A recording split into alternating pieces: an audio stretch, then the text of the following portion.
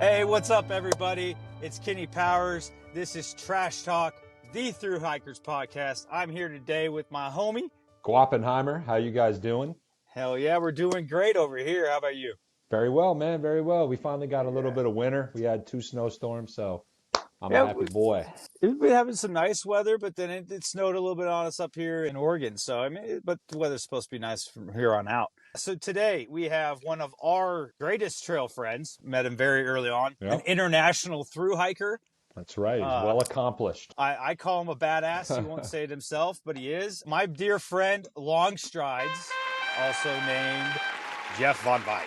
Jeff Von Vite, welcome, sir. Good to see you guys. Good seeing you, bud. You too, bro. I miss you guys. I miss you. Yeah. I miss everybody. I miss on trail, for sure. Got to know We each met other early. April 5th, I think. So, April 4th. No. Yeah. Was it? Yeah. Yes. Mhm. yeah, Yes, I yes. took his picture at the approach trail. Yeah, Yes. that was the first thing at the ranger Yeah. station, and then you go over to the arch, and to get a picture. And there's nobody around, and April 3rd. yeah, I put the on April Yeah. 3rd. I put the camera down, trying to get a picture, and here I hear this voice coming. Hey, man, I got you. I got you. Here comes Kenny Powers running up in his American flag short shorts, trying to take your picture for you. No, it was great. What's your backstory? Give us, who is Jeff? Who is Long Strides? Used to live in Tucson. I lived in Texas for 22 years, and I moved to Tucson for almost a decade. And I kind of got more into hiking when I was there. Arizona's good hiking. Yeah, got into hiking then, and then really what it came down to is I had to kind of change my life. I was in a real rough relationship for about 9 years. I needed to kind of break out of that. I just decided common that's thing. it. I'm going to just break away from everything. I'm going to quit my job. I'm going to downsize a couple of times, and I'm going to do this hiking thing more. So, and took off in 2018. Went over to Europe for 3 months and knocked out my first Camino, the Camino de Santiago. I did the Camino Francis. How many miles are those?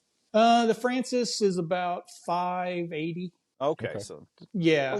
about a month. Yeah. I think 34 days, but I took 2 days off in there. So in 2022, I did the Camino Portuguese, which is less than 300 miles. It may be 300 miles, maybe. And then I did those back to back. In 22, I did the Camino Portuguese, and I went up back to the border of France. And I did the Camino Norte, which is about another 580 miles. So I did those two back to back. And they have a different approach over there. It's more of a what do they call it? Pilgrimage, right? Yeah, it's based on kind of a religious pilgrimage. I'm not a religious person, and most of the people I met over there are not religious people either. They're thru hikers. They're the same. Obviously, the three of us met on the AT. The No AT matter is where just, you go. it's just more. It's a more extreme version of the exact same people. It's the same people. Yeah, it's a lot of fun. Yeah. And you see stuff on the Caminos that you just can't see anywhere. AT, it's a lot of partying and all that good stuff. How is it different there than it is over here in America?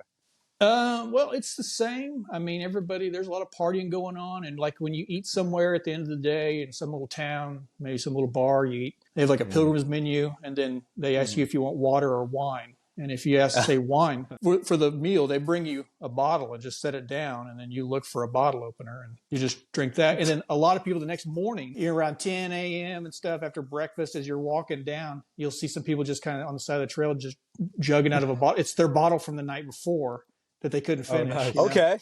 So they're still going. Okay. So that kind of gives you an idea. There's a couple of places on the Camino where they'll give you free wine. Oh, geez. Okay. So They'll give you it's free like trail wine. days. I got like free wine and like a big baguette of bread, and just It's like trail days every night. yeah, they're just townspeople. Classier trail magic. Yeah. Yeah, Europe's a little classier. So you got back, you started that in 2018. Yeah, and then I got back, and then I was goofing around in the States, traveling around, kind of just little hikes, day hikes, little section hikes, no big deal, visiting people more than anything. And then in 2019, I was kind of starting to try and figure out what I was going to do next, my next big thing and everything. And then I had a few issues physically, and I couldn't figure out what was wrong, and landed me in the emergency room. A couple tests later, I got diagnosed with stage 4 colon cancer. Whoa. Yeah. So at the time, they didn't tell me, because I told everybody around me, I said, don't tell me. I don't need to know. I don't want to know anything about anything. Just what am I doing? Where am I going?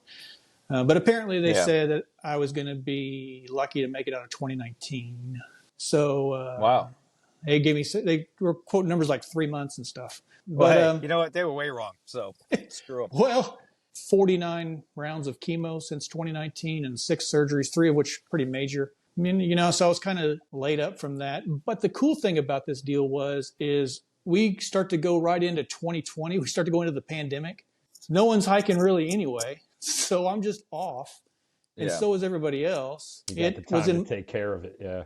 Yeah, it was in my colon and my stomach. And then later on, it moved to my liver. But we got it under control, a couple of years of rough treatment. And then 2022, I was back out. I was going to do the AT in 2022. That was the goal, but things got screwed up, and I missed the weather window. Starting spring. Yeah. So that didn't work. And I thought, I don't know what I'm going to do. I got to get out there for 22. Everyone's going back out, and I feel pretty good. That was a big year for the AT after 2021 and 2020. Like they had 1,000 more people than they have this year started. Stir crazy, Yeah. Yeah. I saw that, and that I think it discouraged people. I got me real excited, but it didn't happen. So I thought, I don't know what to do. 2 weeks before I left, I thought, you know what? I'll just head back to Europe. I'll do 2 more Caminos back to back. I'll go to Italy, which I've been to, but I want to see some other stuff, take a little vacation. Celebrate being cancer free.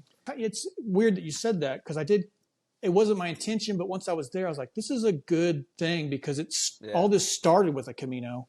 And now that I've gone through this, which I wasn't supposed to get out of, let's give it the trophy of 2 more Caminos. But then I got back from that deal, and then they rescan me about every 3 months or so, three or 4 months, and I flunked those scans. Cancer came back, so didn't study hard enough. You didn't study hard enough. I was never a very good student. So yeah, I'm an educated man, but if you saw my grades, you would be like shocked. But yeah, so I flunked those, got right back into treatment. That spilled into 2023.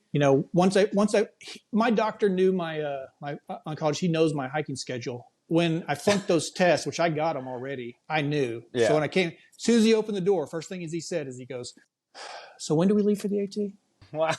Nice. So here's our window. Let's plan this thing out. Yeah, that's awesome. I have an excellent partner in him and everyone at the hospital. So I said April, and he goes, all right, let's hit it real hard to see what we got. We did, and we got it down, I think, manageable. This is what he actually said. He goes, if you start feeling bad, just come back. Yeah. I'm like, can you dumb it down for me? You're kind of talking over my head. So I rested up off of chemo for about 5 or 6 weeks, and headed out. And April 3rd, met Kenny Powers, and off we went. How did the AT call you? Well, I like all the big hikes. I mean, there's big hikes all over the world. And I'm attracted to all of them. I've tentatively scheduled most of them. So I'm trying to live long enough to get there. But the AT, I thought, was always, I'd seen some videos and I'd read a little bit. It just looked cool, and I knew the whites were a real ass whooping, which that was it's daunting, but also attractive if you're a through hiker. He's like, I don't want to do it, but when are we leaving? Right, exactly. Yeah. I've never been to Maine, and, I wanted to get on top, and I wanted to get my picture with that sign. And I guess I was wondering if there was any different appeal to it or different perspective since you had already done a few long hikes already. Like I didn't know if the AT was just on a checklist for you, or if it was more of a kind of just like the front runner, the spiritual kind of pull thing. Yeah, I think a mix of both. I mean, I'm always looking for the next conquest. It was also one thing that's attractive was going to be the longest I'd done to that point. So that was, I wanted to push myself harder, even though, again, I was out of chemo for like 5-6 weeks, which was just ridiculous. But yeah, I think there's just some real magic to the AT. I mean, I think most trails have their own, identity, and and there's a certain amount of magic that goes with all that. And it didn't disappoint. So coming right off of chemo for 6 weeks, stepping out into the woods, what was that like, being such a short window? Well, there's 3 things. One, if you've had chemo or know someone that has chemo, just know this, that once we take off, when we're doing anything, much less a goofy through hike, but just anything, chemo feels like a giant weight, like a big plate from the gym just tied to you. And you just drag it the whole time. And every month, that weight gets a little smaller, a little smaller. So I really felt my best at the end. And the other thing, I've had so much chemo, I've got real bad neuropathy. It has destroyed all the nerves in my fingers and my hands and my feet. Yeah. It's real hard to articulate. I've been down to about 20% feeling in my hands and feet. When I started the AT, I was about 75, 80%. That could produce some safety issues, definitely, if you can't feel like blisters forming or, a cut or, I never get blisters. I've got that dialed in, and not that Yeah. I'm special. Just once you get your shoes and socks dialed in for the individual person, Mhm. your blisters are a thing of the past. Main thing is like it's harder to articulate. I did fall down quite a bit. You fall down. It's not a bad fall, but there's all kinds of crazy shit to fall off on the AT and Yeah. kill Sometimes they yourself. can be. So April 3rd, 2023, you finally made it to Amicalola to Mhm. step off the next morning. We were both staying at the lodge that night. I think I met everybody you were with. And yeah, my sister, my buddy Your sister. Troy, and my homie Nick, who was actually picking me up from the airport this year. So, Shout out Nick. what were your feelings at the Arch? Like, what was it like? I was just juiced. I mean, I felt like crap. I mean, I fell asleep on the plane. I fall asleep, especially out of chemo. I just fall asleep everywhere, and it just everything wears me out really fast. Mhm. But I was super excited, real pumped to go. And when they gave me my tag and we put it on my, the Rangers did to put it on my pack. I'm like, this is it. This is it. We're going. We're going. We're going. Yeah. Official, baby. Yeah. Mhm. Yeah. The next day when we took off, once I got to the first campsite, which was before Springer. What's that called? I think it's Black Gap or Black Gap. Black Gap.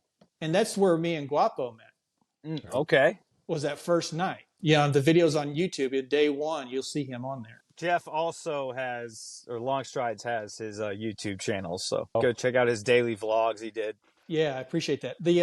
But so that's where we met. I tried to have a good humor about it and kind of, crack some jokes and smile and be nice. And everybody was very nice, so it was very easy. I was dying. I could barely feel my tent stakes and trying to get set up. Got that going. The next morning when we left, I was the last person to leave camp. Yeah. So in that first week, 10 days was the roughest because I just felt terrible. That was the only doubts I had, is I thought, dude, I can't. This is 2,200 miles away. I'm like 50 miles in.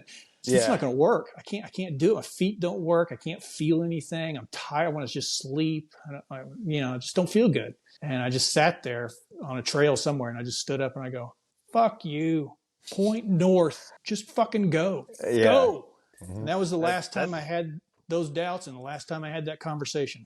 At some point on trail, you're going to have that moment. You had it early as hell, so you're set and determined at that point. Well, I'm a pretty determined, stubborn ass person anyway, so that helped. You wouldn't say. Yeah, I know. Yeah, so we all started on the same day, met within 24 hours of each other. Yeah, I remember having the conversation with you on Trey Mountain that one evening about when you first told me you had cancer and your story of before you made it to the AT. I don't know if I'd be able to do that. Like, feel physically capable of doing that. Yeah, I mean, it's you don't know what you're capable of until you're backed up against the wall. Some people get knocked out. Some people come out swinging. Something in between. I don't know. I mean, it doesn't mean someone's tougher or better than the next person. Everybody, everyone handles everything differently. And as bad as my cancer was and is, there's somebody that has it worse. I have a couple people that follow my channel and have messaged me, and they have bad cancer, and they're never leaving. They're never going out again. And they say, I'll never be able to, I like all this hiking stuff, but I could never do that. They're in real bad shape. They're probably, they're not going to make it. And I'd say, but you being out there is the next best thing, which, that's a lot of weight to carry. You can look at it that way, or you can look at it as like, I got to make it to Katahdin now. I don't care. Like, I'm inspiring someone. I have a mission now. I got it. If my arm falls off, I got to pick it up, put it in my pack, and keep going. Everything but my feet. As long as my feet are still attached, I have to keep walking. Yeah, so it was, the knee jerk was, that's too much pressure, but big picture was, it's great motivation. That's some love too. That's them loving on you.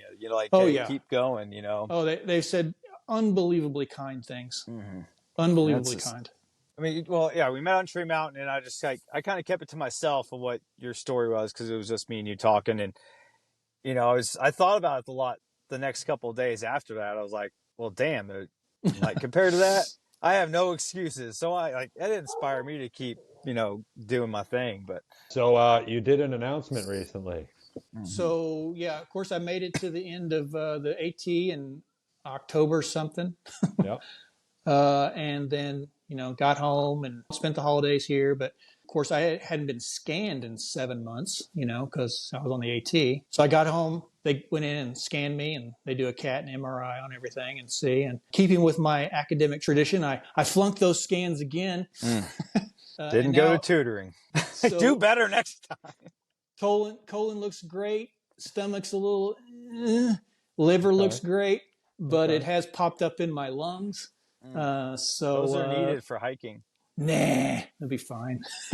So, 6 little spots. They're pretty small, 1 and 2 millimeters. But so again, he walks in. I'd already seen the test. He walks in. He goes, "Is it the same time?" I go, "I'm going to be on trail on the same day, April 4th." So, and he goes, "All right." And he goes, "All right." He goes, "Let's just hit it as hard as we can." And I go, "Yeah, I'm going to be all jacked up again." He goes, "Yep." Went back into chemo. I have my 4th round tomorrow, which will make 50 total since 2019, which is stupid. And hopefully we'll scan after that, and I'll be good. I'll have about 4.5 weeks before I start trail. Does that sound familiar at all? Yeah. Just this time it's going to be very, very hot. This guy. Yeah, because April 4th I am starting the PCT. So yes. Well, thank you, sir. Congratulations.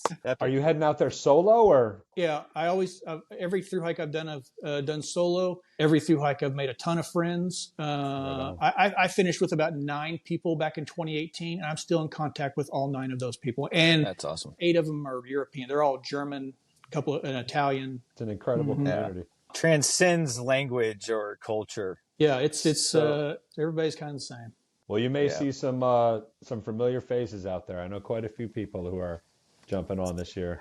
Yeah, we all seem to have a lot of the same, like Facebook, Instagram friends. And, I've seen some people show their paper that says you're approved. It's getting real. I have that too, for your tag for the PCT. Yeah. So I was like, I hope I get April 4th. I hope I get April 4th, as you get in there. Yeah. Awesome. Did you find that program, that system for permitting easy? Because I know they updated it to make it easier recently.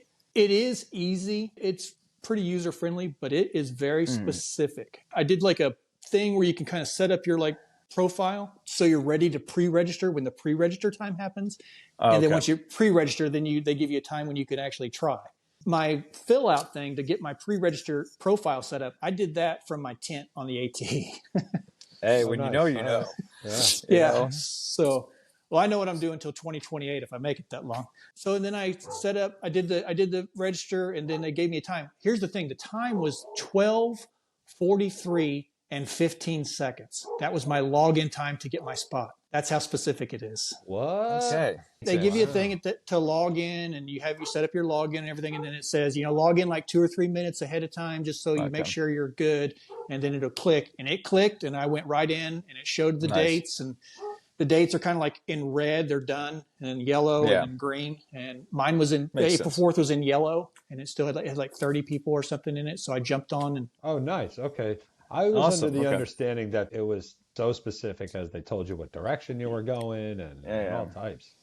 You select in your pre-registration, you select if you're going Nobo or Sobo. It asks you when you are starting and when you're finishing. And it says, it'll say, obviously, you don't know exactly when you're finishing, but what's your goal? So, just so they have an idea. Man, that's going to be dope to follow along. That is going to be dope. Yeah. I'll be YouTubing the whole thing just like they did the AT, and I did there's a couple of Caminos on my channel as well that are really good. It'll be a daily thing, and I pop up in random places in those videos. You just never know where I'm going to pop up at. You're a thumbnail in one of them, aren't you? I have the day 3, I think. No, Blood Mountain. The Blood Mountain. Yeah, is that day 3? Rainy, disgusting rainy day. A horrible day. That was like when I realized that being miserable was actually kind of fun. Yeah. I mean, and we talked about this. I think a lot of those people that we were with, a lot of them made it all the way to the end. Yeah, the majority of the people around us did. 3/4 probably. 3/4 of the people we started with. Given that only a quarter make it to the end, to actually get to summit, 3/4 of those people, we're in a strong group. Yeah, we have a lot of good connections through everything. Guapo kids that I'm camp mayor. I'm running for president this year. We'll find out. Shit. We had a really good group from just a background of everything. that we ended up being around from the start to the finish. I think we saw each other about a week or so before summiting.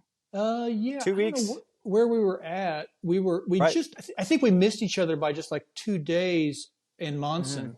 Yeah. We were just right Yeah. next, at Shaw's. We had texted a little bit, go, where are you? And okay, well, and I think we ran into each other in the Bigelows yeah, randomly. I hadn't seen you in about a month.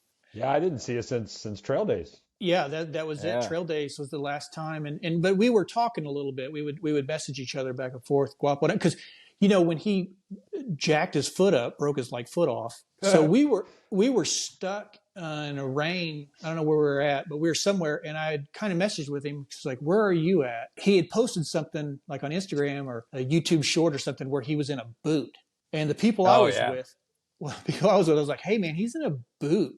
Oh, so he's done? I go, no, he's hiking. He's out. He's hiking in his boot. Hiking in a boot, in a broken foot boot. Yeah. So I text him. I go, I saw your video. You're in a boot.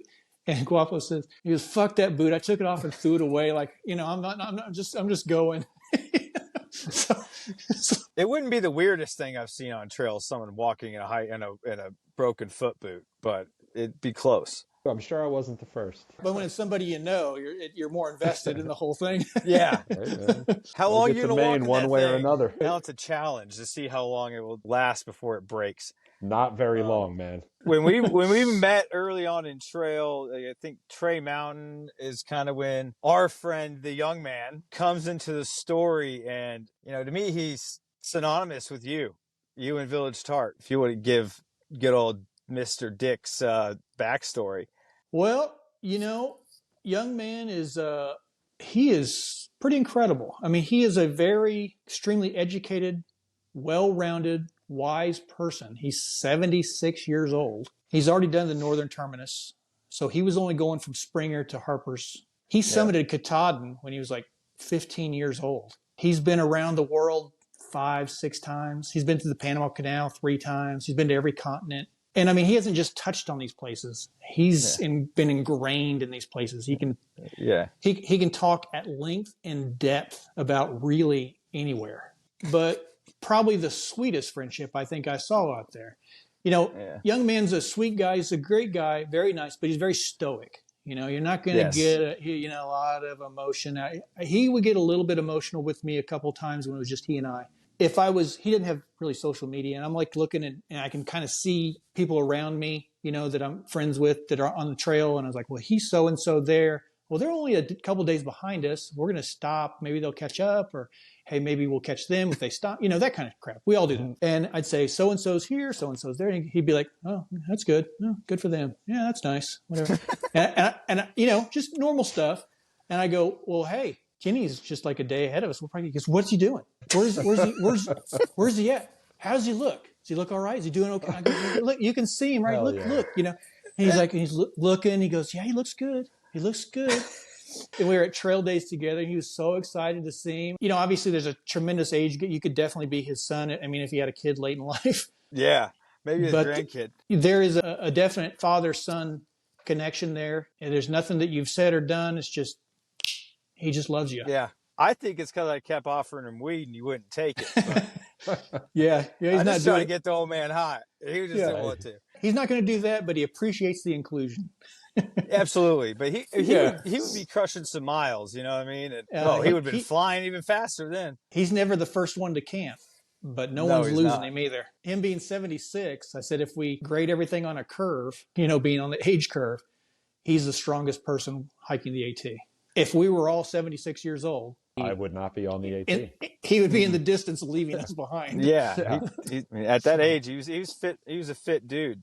I bring him up because, we'll bring up Village Tart too, because, Guapo had his tramley that he was with. I had mine. You had yours, but all together we were a part giant of bubble. A giant bubble of tramleys. So that's one of your hiking partners. And like you said, he hiked till Harper's Ferry. He made it. So the trail's complete for him. That's awesome. So then you were hiking with Village Tart also. Yeah, Village Tart. First person Recently. I know to see a bear. She was the first one. I I- remember how excited she was that day. Me and Young Man were, I think, the last two people ever to see a bear. I only saw one. You know, what's her name? She's real sweet. Hairball. Hairball, yeah. I mean, she saw like every bear. She was training bears to ride bicycles, and I mean, just that wouldn't everything. surprise Yeah. me. Yeah. And I was like, "You really?" She goes, "Yeah." Village Tart.